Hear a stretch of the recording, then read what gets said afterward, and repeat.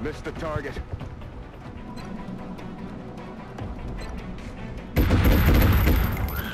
Kill confirmed. Kill confirmed.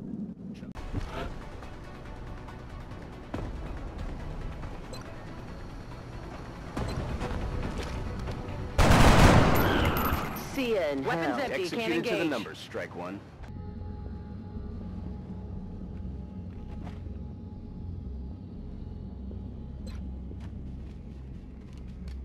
It's go time. Our readings can't be right. If they were, that's a being of the most pure energy. Salut à tous, bienvenue chez Mac Forever. Aujourd'hui, on vous emmène à la découverte d'un nouveau titre disponible sur iOS et sur Mac. Il s'agit de XCOM Enemy Unknown, un jeu de stratégie au tour à tour, édité par Tuka Games et Tech2 Interactive. Alors, il s'agit d'un jeu de stratégie et d'action qui prend pour cadre la Terre, attaquée par des extraterrestres.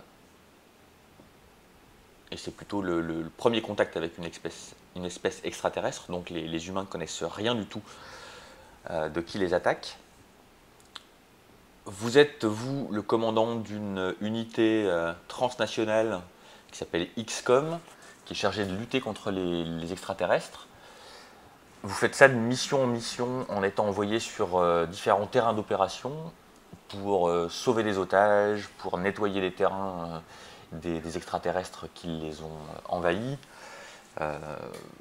ou pour sauver des humains qui sont menacés d'être mis à mort, récupérer des otages, récupérer des matériaux secrets ou des pièces des vaisseaux extraterrestres. Voilà. Ce que vous voyez en ce moment à l'écran, c'est une phase d'action. Le gros morceau du jeu est une partie de stratégie, action au tour à tour, où il s'agit de commander une escouade de soldats qui ont des compétences variées et que vous devez positionner sur le terrain en tirant profit de celui-ci, des avantages de celui-ci, les positions hautes, les positions planquées, etc., pour débusquer vos adversaires et les abattre.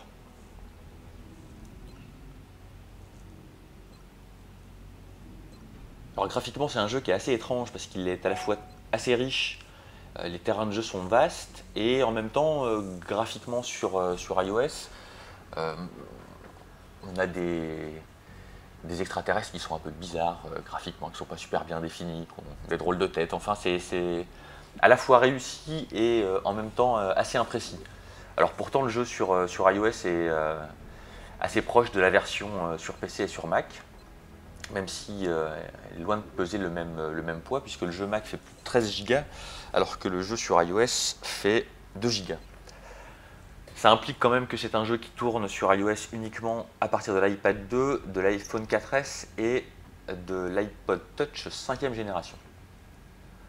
Alors au-delà des phases de combat que vous avez pu apercevoir, vous êtes au sein de votre base secrète de XCOM, en train de vous balayer entre différentes opérations, des opérations de recherche sur les éléments extraterrestres que vous avez ramenés de vos missions, des éléments de production de matériel, donc des gilets pare-balles, des satellites de surveillance, des drones d'attaque, toutes sortes de matériel, parce que vous allez intervenir sur le monde entier. En fait, vous allez répartir différentes bases à partir desquelles vous intervenez. Vous pilotez donc des recherches, vous pilotez aussi des programmes d'armement, vous gérez aussi la couverture aérienne terrestre en positionnant des vaisseaux qu'on est en train de voir à l'écran dans les différents continents de la planète, de manière à pouvoir intervenir lorsque les extraterrestres attaquent. Le cœur des opérations, c'est l'assail de surveillance, où vous avez un globe vous permet de suivre les différents événements en cours dans votre base, les programmes de recherche, les programmes de production, et de suivre les tentatives d'intrusion extraterrestre. Donc vous voyez là, on a une recherche qui se termine, qui va nous permettre de créer de nouveaux équipements qu'il va falloir produire pour en équiper nos soldats, qui vont devenir à chaque fois un peu plus puissants, mieux protégés, avec des armements plus puissants, et avec des recherches qui sont conduites en interne, donc à partir des connaissances humaines et aussi à partir des éléments que vous rapportez de vos missions. Donc il est parfois intéressant de tenter par exemple de capturer vivants des extraterrestres, ce qui est assez compliqué à faire, ce qui est relativement difficile à faire, pour les ramener et pour les étudier librement. Le jeu navigue toujours entre ces éléments, les phases d'action à proprement parler qui sont assez sympas vraiment, et puis les phases de réflexion et de conduite des opérations. Vous voyez là on scanne peut-être le monde. On vient de recevoir un nouveau satellite qu'on va pouvoir positionner au-dessus d'un territoire nouveau pour le surveiller plus proprement. Ici on est dans notre partie ingénierie, ici dans la partie surveillance satellitaire. Vous voyez le niveau de stress par pays.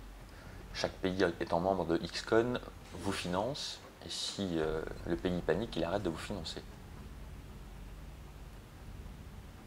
Graphiquement, comme vous pouvez le voir, c'est assez chouette, l'interface est plutôt réussie. On a un conseil de surveillance qui vient jouer les censeurs de temps à autre, qui nous donne des missions. Donc là, par exemple, on tombe sur une mission pour escorter un diplomate hors d'une zone contrôlée par les extraterrestres. Donc on va envoyer une escouade. Chaque soldat est individualisé. Vous pouvez personnaliser ses compétences. Il gagne de l'expérience au fur et à mesure de ses missions. Vous pouvez aussi l'équiper d'équipements nouveaux, ce qui permet de gérer un peu une escouade où chaque unité sera complémentaire. Et là, on crée un nouveau gilet en nanofibre, plus résistant que le gilet en Kevlar, les nanofibres ayant été piquées aux extraterrestres. Et là, on va lancer la mission.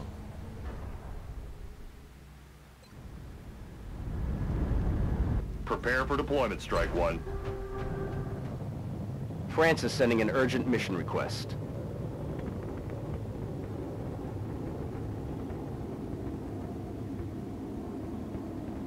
Alors là, vous voyez l'unité dont le nom s'affiche en doré ou en jaune est une unité pour laquelle on dispose de nouvelles aptitudes. On a le choix à partir d'un certain niveau entre deux aptitudes. Aptitudes qui peuvent par exemple améliorer le tir, qui peuvent améliorer la vitesse de déplacement ou l'ampleur de déplacement plutôt. Et une fois que nos soldats sont parés et équipés, on les envoie en mission.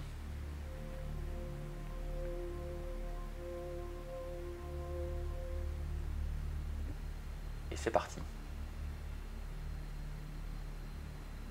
Donc la mission en elle-même consiste à couvrir le terrain, en protégeant autant que faire se peut les hommes derrière des obstacles soit naturels, soit des constructions ou des voitures. On commande chaque soldat une fois ou deux fois par tour, selon leur niveau d'évolution. Ils ont une zone d'action, donc on peut les déplacer d'un point A à un point B, mais cette zone est limitée tour à tour. On peut considérer initialement que cette mécanique du tour à tour peut être gênante pour l'immersion, mais en fait pas du tout, c'est assez bien fait. Du coup le déplacement de soldat à soldat est assez fluide. Donc on sélectionne notre soldat et on va lui donner des ordres donc de se déplacer. En l'occurrence on peut aussi gérer, on peut se déplacer horizontalement mais aussi verticalement, donc grimper à l'étage. Là je vais envoyer un tireur sur le toit pour couvrir la zone dans laquelle je dois progresser. Vous voyez qu'elle est non découverte. Et voilà un extraterrestre qui a été débusqué. Alors il y a plusieurs types d'extraterrestres. On apprend à les découvrir petit à petit au fur et à mesure que le jeu progresse. Ce que vous voyez là, c'est peut-être la troisième ou quatrième mission du jeu. Il y en a des dizaines et des dizaines. C'est vraiment un jeu qui est très très très riche, qui est quand même assez long à découvrir, qui justifie sans doute un prix quand même assez élevé, puisque le titre sur iOS, qui est universel, est vendu 17,99 € et le titre sur Mac est vendu 44,99 €. Donc quand même un jeu qui coûte assez cher. Donc vous voyez là on peut, avec deux doigts sur l'iPad, gérer la hauteur de déplacement, donc savoir si on déplace notre personnage dans un plan ou dans un autre. On peut pénétrer dans les bâtiments très facilement et il se découvre évidemment dès qu'on a un soldat qui est dedans. Donc là, je choisis de faire une progression par l'intérieur. Donc en essayant de couvrir le mieux possible le terrain tout en protégeant les hommes, puisque une fois que le tour sera terminé, les extraterrestres vont jouer à leur tour et vont éventuellement nous mettre en danger.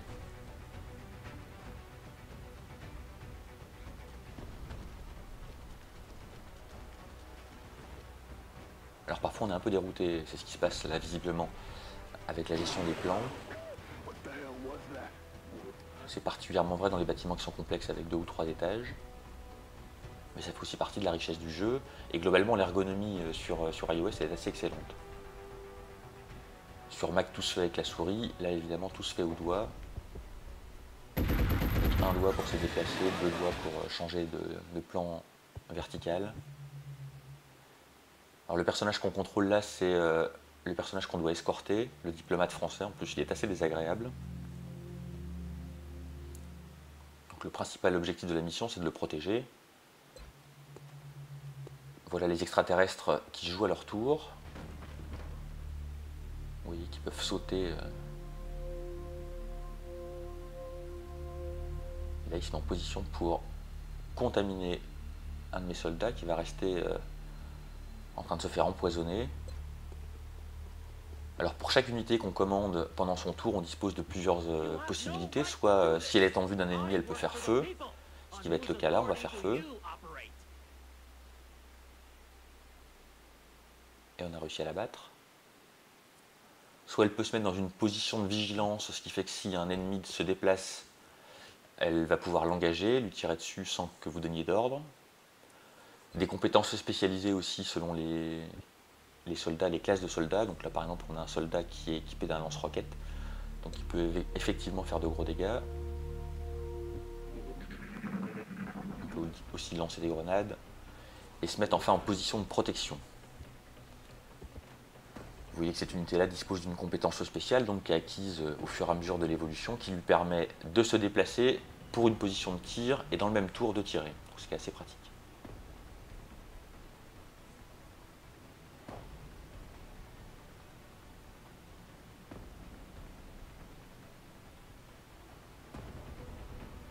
Lorsqu'une unité est sélectionnée, la zone de déplacement potentiel est surlignée. Donc toujours on planque notre otage, enfin notre diplomate français qu'il s'agit de sauver.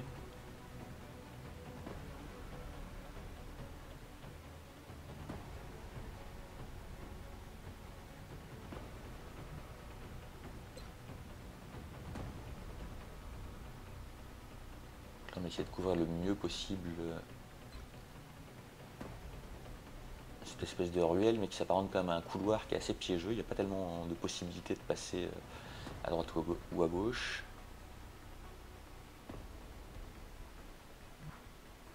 Ce petit symbole à l'écran désigne le déplacement vertical. Donc on choisit plan par plan, étage par étage.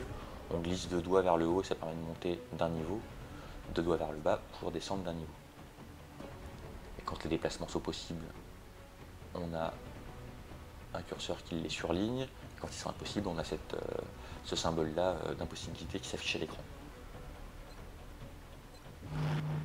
Au fur et à mesure que les soldats tirent, leurs armes se vident, elles doivent être rechargées. La recharge prend un tour. Donc il s'agit de ne pas se retrouver à court de munitions quand on est vraiment en train d'engager l'ennemi.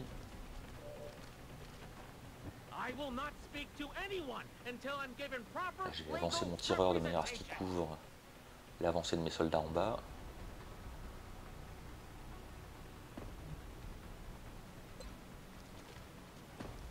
Et voilà qu'on a débusqué un extraterrestre qui se planquait sur le toit.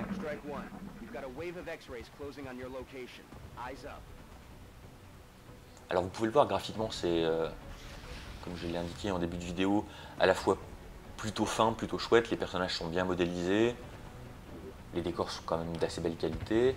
Après il y a un parti pris graphique dans les extraterrestres qui est un peu curieux, ils sont bizarres, ces martiens ou ces aliens. Il y a toutes sortes de vilaines bestioles d'ailleurs, chacune avec des compétences propres qu'on apprend là aussi à découvrir au fur et à mesure que le jeu avance. Un jeu qui est vraiment loin d'être facile, hein. Très vite vous allez perdre des unités en vous déplaçant pendant vos missions, vous allez devoir recruter de nouveaux éléments. Et quand on perd des unités qui ont déjà fait 4-5 missions et qui ont vraiment plein de compétences, et ben on le ressent durement, ça devient difficile de progresser ensuite.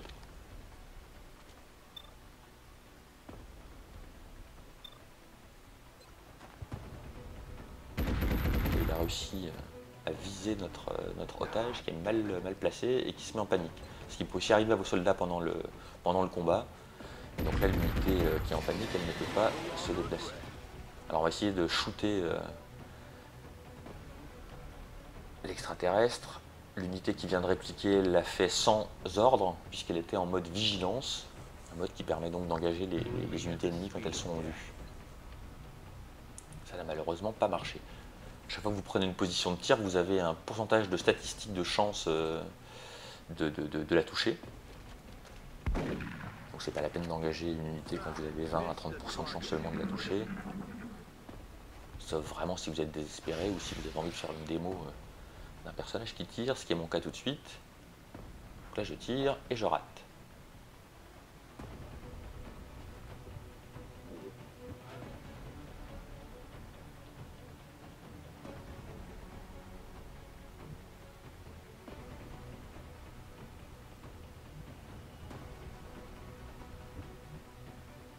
Voilà, au final, ce XCOM Enemy Unknown, avec son gameplay, ma foi, très particulier, c'est un jeu qui s'avère assez intéressant quand même à faire, assez riche.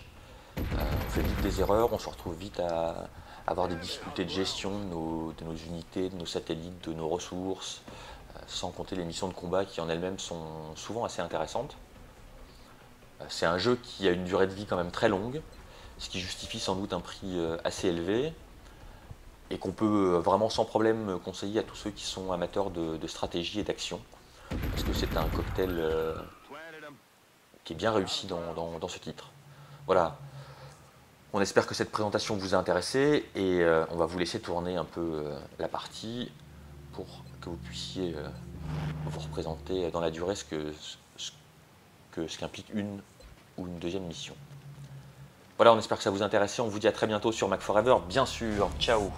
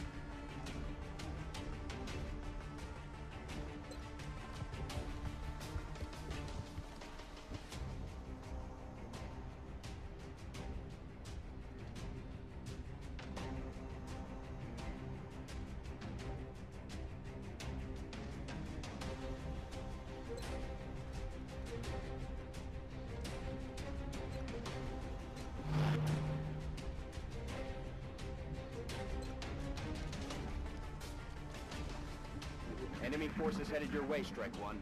Get ready.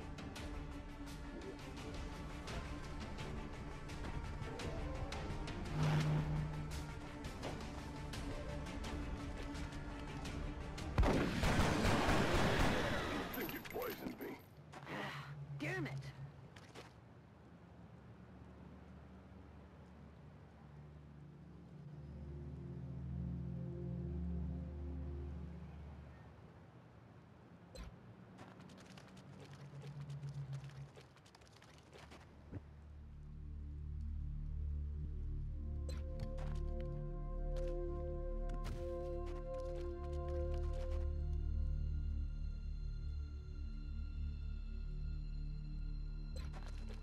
Open fire.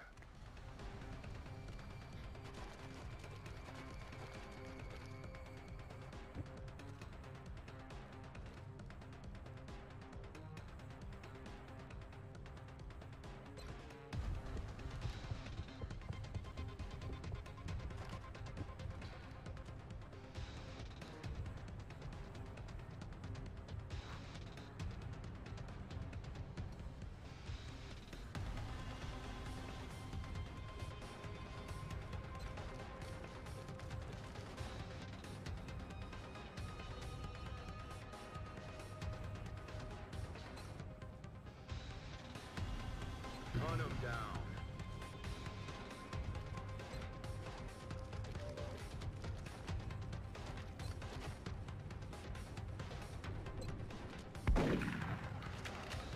Ah, missed.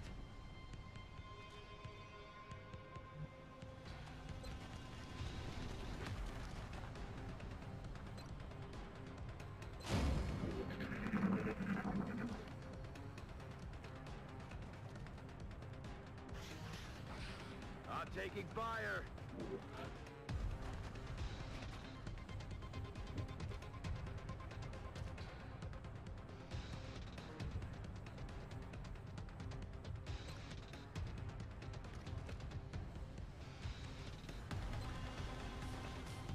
Cover going out.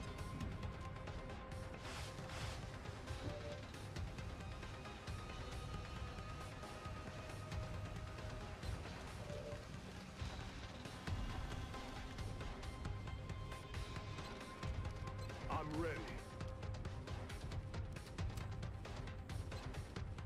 Let's rock.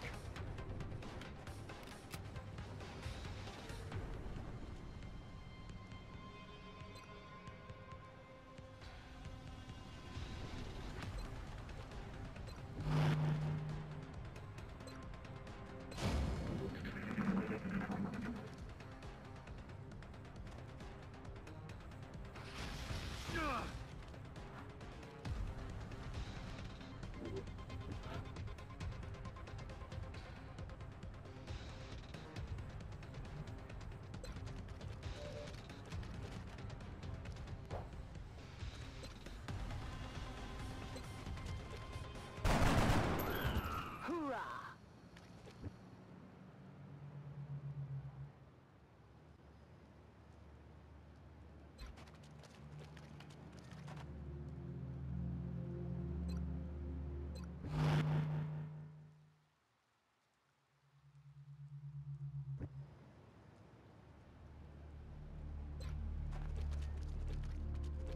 Where are you taking me? I demand answers! VIP is safe and on board. Well done. Now you just need to eliminate any remaining hostiles. We have a new objective.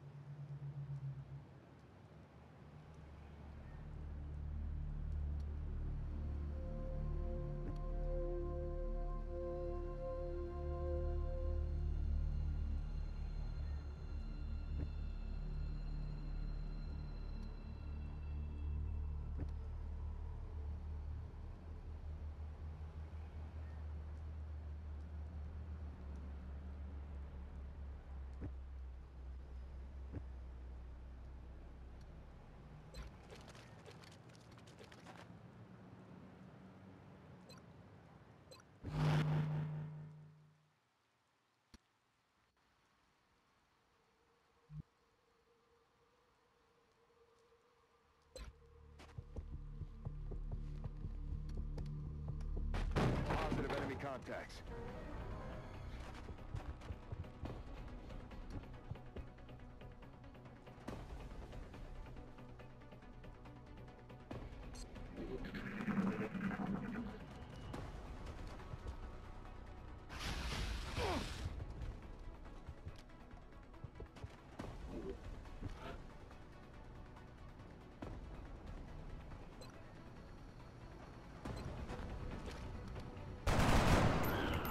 See ya in Weapons hell. empty. Can't Executed to the engage. numbers, Strike One.